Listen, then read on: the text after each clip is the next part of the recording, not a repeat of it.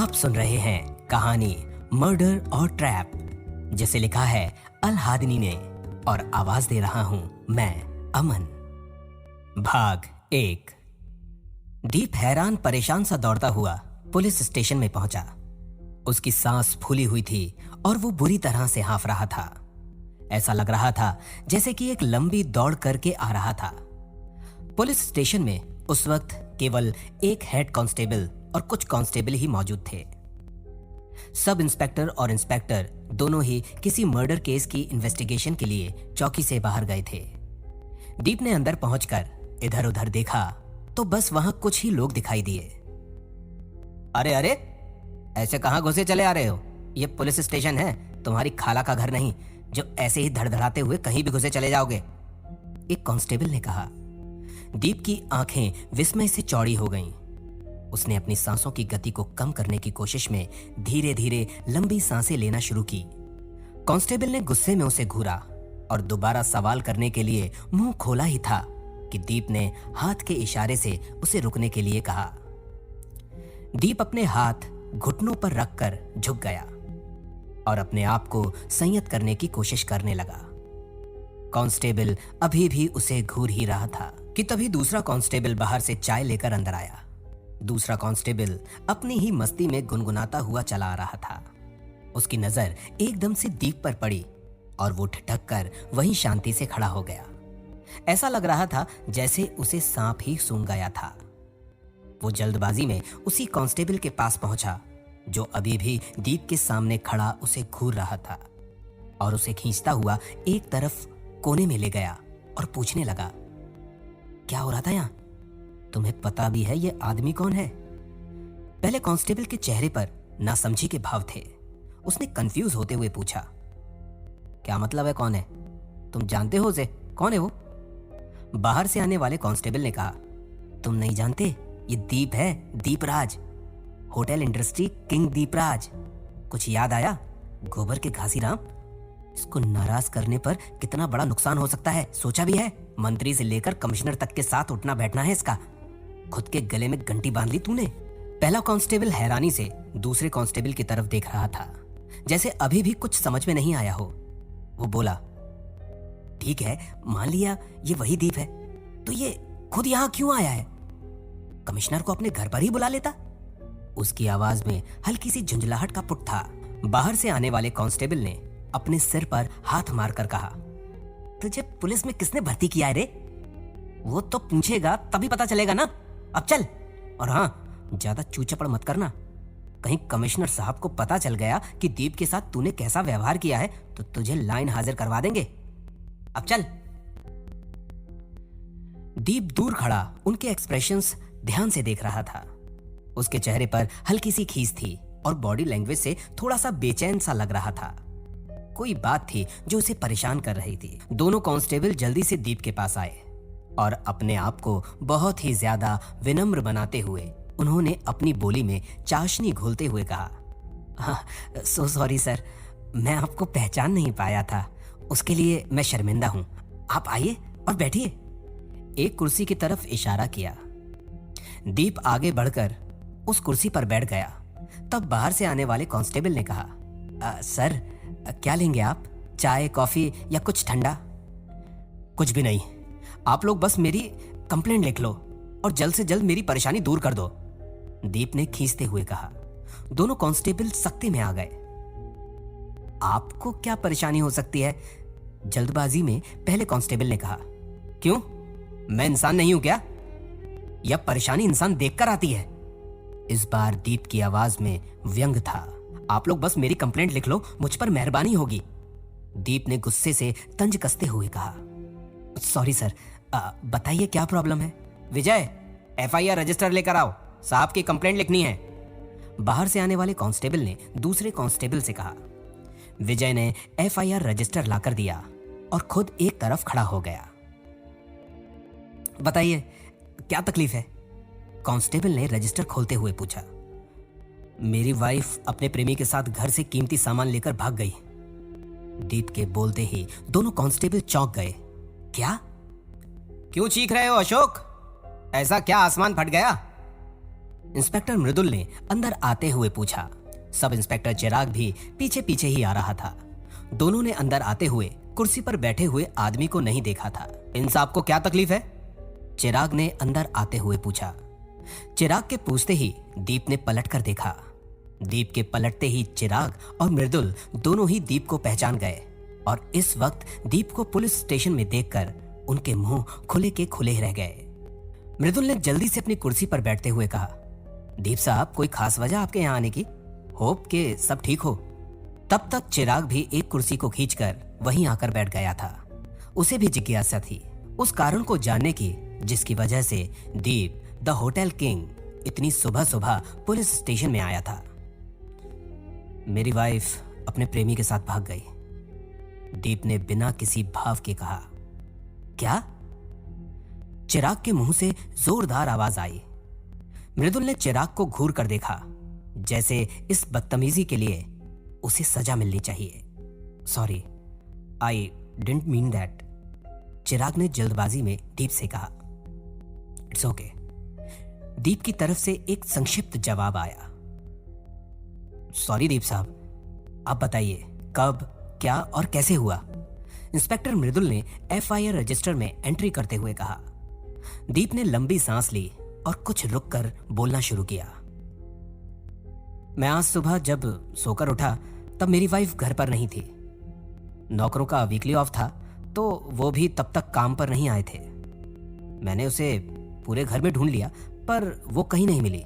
उसका फोन भी switch off आ रहा है और घर से पैसे, ज्वेलरी भी गायब है, यहां तक कि उसके कपड़े तक गायब हैं।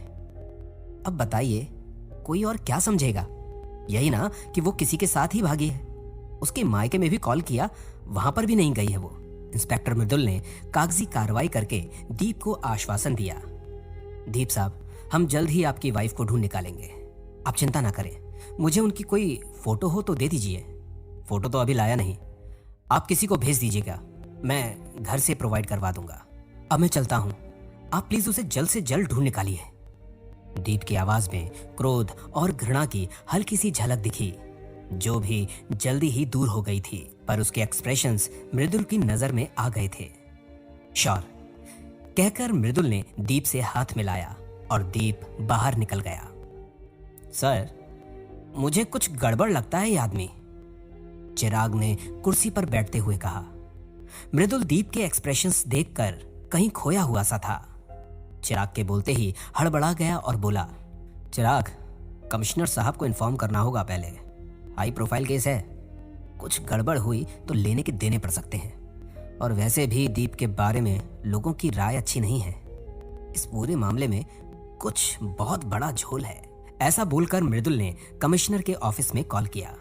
दूसरी तरफ से कमिश्नर साहब के पीए ने फोन उठाया। मृदुल ने कहा, सर अर्जेंसी है, आप कमिश्नर सर से बात करवा देंगे? पीए ने कहा, सॉरी इस टाइम पॉसिबल नहीं है सर, किसी अर्जेंट मीटिंग में है। मृदुल ने कहा, एक बहुत ही ज्यादा हाई प्रोफाइल केस आया है, इट्स अर्जेंट, प्लीज आप मेरी बात करवा दीजिए। ये बोलते वक्त मृदुल के चेहरे पर टेंशन थी, उसे कुछ गलत होने का अंदेशा हो रहा था। ठीक है रुको, मैं पूछता हूं। मृदुल ने कुछ देर वेट किया, तब तक पीए ने कमिश्नर से बात कर ली और कहा, ठीक है मैं लाइन ट्रांसफर करता हूं, तुम सर से बात कर लो। लाइन ट्रांसफर हुई और कॉल कनेक्ट होने की आवाज आई। जय हिंद sir. Sir, hotel King Deep की वाइफ अपने प्रेमी के साथ भाग गई है। दीप अभी अभी एफआईआर लिखवाने आया था, वह उसकी वाइफ को जल्द से जल्द ढूंढने के लिए बोल रहा था, सामने से कुछ कमिश्नर साहब ने कहा और फोन कट हो गया। मृदुल फोन को हाथ में रखकर कुछ सोचने लगा। चिराग ने उससे पूछा, सर क्या बात हुई, क्या कहा कमिश्नर साहब ने? कुछ ऑर्डर? हमें 2 घंटे बाद ऑफिस में बुलाया है, उससे पहले जो भी इस केस के बारे में बेसिक नॉलेज है वह पता करनी है, उसी के बाद हम लोग कमिश्नर साहब से मिलने के लिए जा पाएंगे। अभी 11 बज रहे हैं, हम यहाँ से 1 घंटे में निकलेंगे। उसके बाद कमिश्नर साहब से बात करके फिर दीप के घर जाकर देखते हैं कि पूरा मामला क्या है। चिराग ने कहा, ठीक है सर, तब तक मैं अपने पुराने केसेस की लिस्ट बनाकर उनकी प्रोग्रेस रिपोर्ट बना लेता हूँ और अपने नेटवर्क को बोलकर दीप की वाइफ के बारे में सबको अलर्ट कर देता हूँ। जैसे ही हमें फोटो मिलेगा तो हम अपने नेटवर्क को भेज देंगे। Okay sir, I am leaving now.